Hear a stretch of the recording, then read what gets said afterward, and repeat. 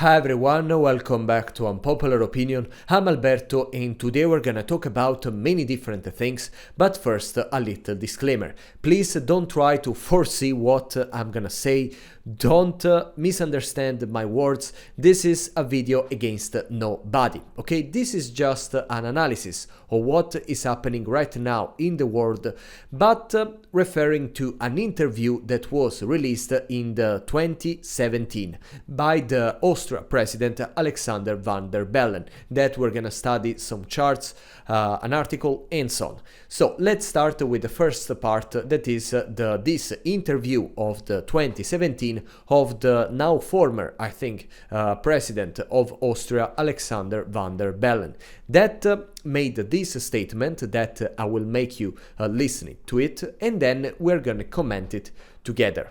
Damit bin ich schon bei der nächsten Frage, bei dieser tatsächlich um sich greifenden Islamophobie.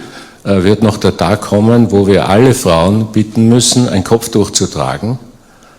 Alle. Als Solidarität gegenüber jenen, die es aus religiösen Gründen tun. Jede Frau kann ein Kopftuch tragen. Und wenn das so weitergeht... Okay.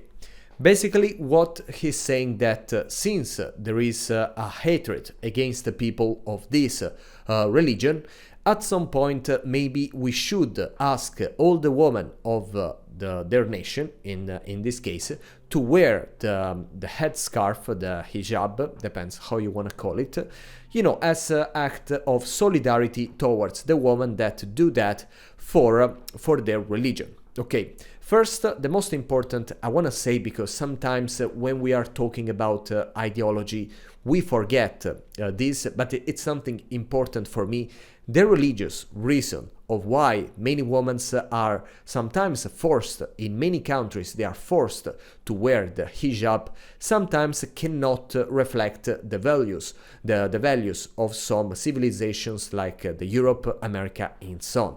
Because this is a way, you know, it's part of a group of principles that they lower the status of the woman in the society. They have to cover themselves because they cannot show themselves. And I mean, many people can of course agree with this religion, and I'm not saying that it's wrong itself, but I mean, there is a message, okay, behind that.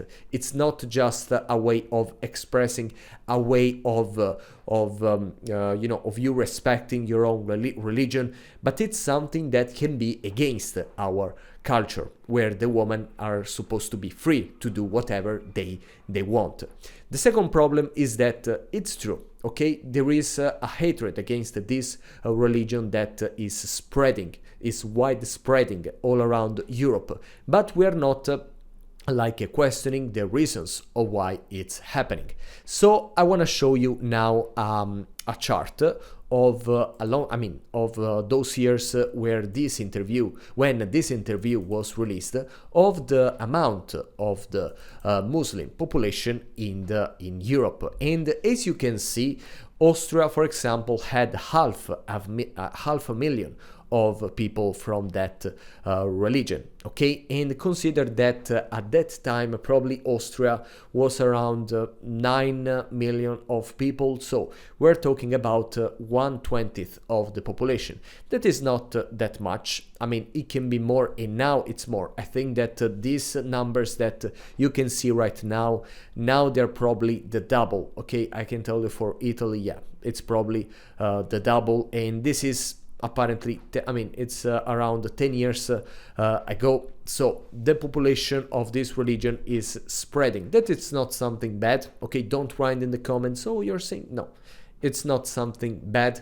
The problem is that when this religion is gonna take over the other existing religions, because and this is true, but feel free to share your disagreement in the comments.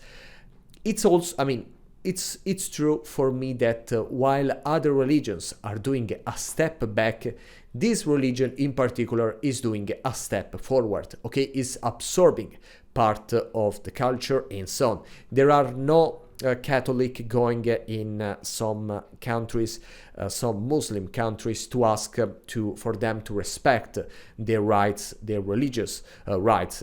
There are a few exceptions, of course, but it's not something that that common. While it's common that in